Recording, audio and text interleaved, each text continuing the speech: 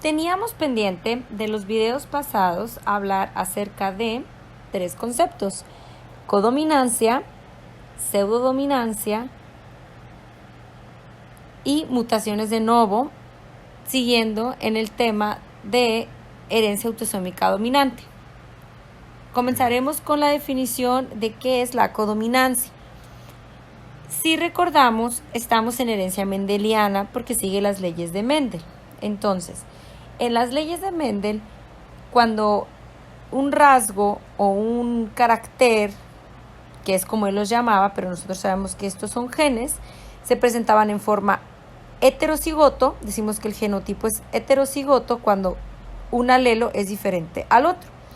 Entonces, el fenotipo que nosotros vamos a observar es el que corresponde al alelo dominante, que en el caso de las leyes de Mendel utilizamos como ejemplos las plantas de chícharos, que si el alelo para planta alta es dominante sobre el alelo para planta enana, pues aunque existan estas dos instrucciones genéticas, el fenotipo que vamos a ver en la planta es alta. Sin embargo, en la genética humana no funciona de esta manera. Un alelo no es dominante sobre el otro. Se asemeja a las leyes de Mendel en el sentido que con que se tenga un solo alelo mutado, es decir, que sea heterocigoto para el alelo mutado, ese individuo va a presentar la enfermedad. Entonces, cuando hablamos acerca de codominancia, el prefijo co, si recordamos, hace referencia a 2, y dominancia, pues, es lo que acabamos de mencionar, que se expresa el alelo. Entonces, si hay codominancia, no va a funcionar como habíamos estado observando en las leyes de Mendel, que se va a expresar solo uno de los dos alelos. En el fenotipo, ambos alelos van a presentar su fenotipo. El mejor ejemplo que podemos poner de codominancia, y que es el más común en los humanos, es el de los serotipos sanguíneos. Los grupos sanguíneos que existen en el humano en general son el grupo A, el grupo B, el O y el AB. ¿Qué pasa con el grupo A y el grupo B? Son dominantes sobre el grupo O. Entonces, para que una persona tenga tipo de sangre O, independientemente si es positivo o negativo, el RH es otro asunto, tiene que ser homocigoto para el alelo O. Pero el alelo A y el alelo B, aunque se presenten en estado heterocigoto en combinación con un alelo O, el fenotipo va a ser A, como podemos observar en los siguientes cuadros de Punnett. En los siguientes cuadros de Punnett vemos que un genotipo heterocigoto con combinación de alelo A y alelo O, si se une con un genotipo igualmente heterocigoto con combinación de alelo A y alelo O, va a tener las siguientes posibilidades de segregación. La primera es homocigoto para el alelo A. La segunda es heterocigoto, al igual que ambos progenitores, para alelo A y alelo O. La tercera es igual, heterocigoto, al igual que los progenitores, para alelo A y O. Y la siguiente es homocigoto para el alelo O. Entonces, ¿cómo van a ser los fenotipos de estas posibles segregaciones? El fenotipo homocigoto para el alelo A va a ser A, porque es dominante. El fenotipo para el alelo A, para el genotipo AO va a ser A, porque el alelo A es dominante sobre el alelo O. De igual manera que el tercer ejemplo va a ser fenotipo A, aunque sea heterocigoto, porque el alelo O es recesivo para el alelo A. Y el único que va a tener fenotipo O va a ser el que es homocigoto para el alelo O. En el segundo cuadro de Punnett vemos que al combinar el genotipo heterocigoto para alelo B y alelo O, que este progenitor, su fenotipo sería B, porque B es dominante sobre O. Con el genotipo heterocigoto para alelo A y alelo O, que en este individuo su fenotipo sería A, porque A es dominante sobre el alelo O, tenemos diferentes resultados de segregación.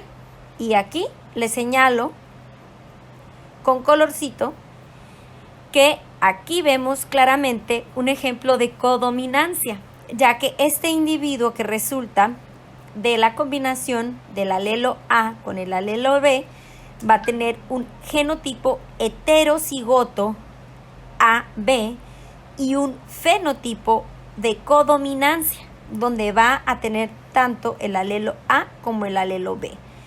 Y por último, en el tercer cuadro de Punnett vemos el mismo ejemplo que puede resultar de la combinación de un homocigoto para el alelo A y un heterocigoto para el alelo B y el alelo O, por lo que sería imposible, dado que el alelo O es recesivo, que un individuo tenga tipo de sangre A o B si ambos de sus progenitores son O, porque para que alguien tenga el fenotipo O, por fuerza debe ser homocigoto. Aunque hay que recordar que existe algo llamado fenotipo Bombay, que se los voy a dejar de tarea para que por favor me envíen la investigación que hagan acerca del fenotipo Bombay a mi correo. Gracias. Otro de los términos que se encontraban pendientes era el concepto de pseudodominancia.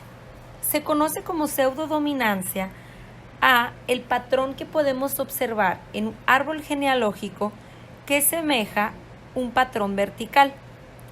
Como vimos en una de las cápsulas pasadas, una de las características de la herencia autosómica dominante es que no suele saltar generaciones y que en el árbol genealógico podemos observar que la mayoría de los individuos afectados tiene al menos uno de los progenitores afectados, como vemos en el primer árbol genealógico. ¿Cuándo ocurre la pseudodominancia? Cuando se trata de un padecimiento autosómico recesivo, pero es tan frecuente en la población que exista el estado de portador del alelo mutado en estado heterocigoto que vamos a poder observar un patrón en el árbol genealógico que semeja el patrón vertical correspondiente a la herencia autosómica dominante, como vemos en el segundo ejemplo. En la representación gráfica que estamos viendo en este video, el alelo mutado lo estoy representando con la letra mayúscula. En el caso de las enfermedades autosómicas dominantes, pues ya sabemos que es suficiente que haya un solo alelo mutado para presentar la enfermedad, como es en el árbol genealógico del lado izquierdo. En el árbol genealógico del lado derecho, a pesar de que la herencia autosómica recesiva suele presentar un patrón horizontal, lo cual vamos a ver en el video próximo, pero haciendo referencia a la definición de pseudodominancia es importante que lo mencionemos desde este momento. Para presentar una enfermedad autosómica recesiva es necesario que el alelo mutado esté en estado homocigoto.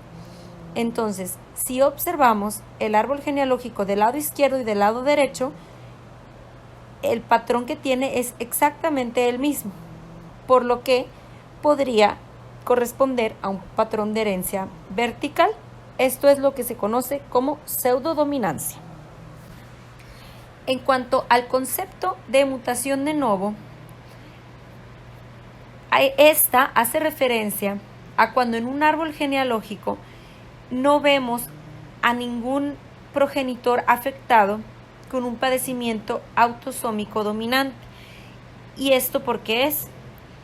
Porque la mutación en el individuo afectado ocurrió durante la gametogénesis o etapas tempranas embrionarias.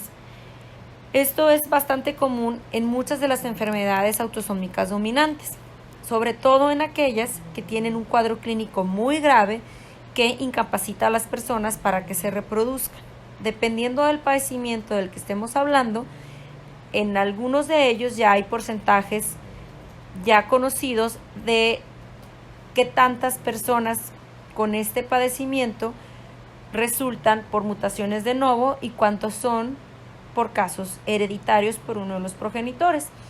La enfermedad en humanos que tiene más porcentaje de casos de novo es la acondroplasia, la cual hasta en el 80% es por mutación de novo, es decir, mamá y papá no están afectados, sus dos alelos están normales, pero al momento que ocurrió la gametogénesis hubo una mutación espontánea en el gen FGFR3. Otro padecimiento que tiene un porcentaje también importante de mutaciones de novo es neurofibromatosis tipo 1, en la cual hasta el 50% de los casos se debe a mutaciones de novo.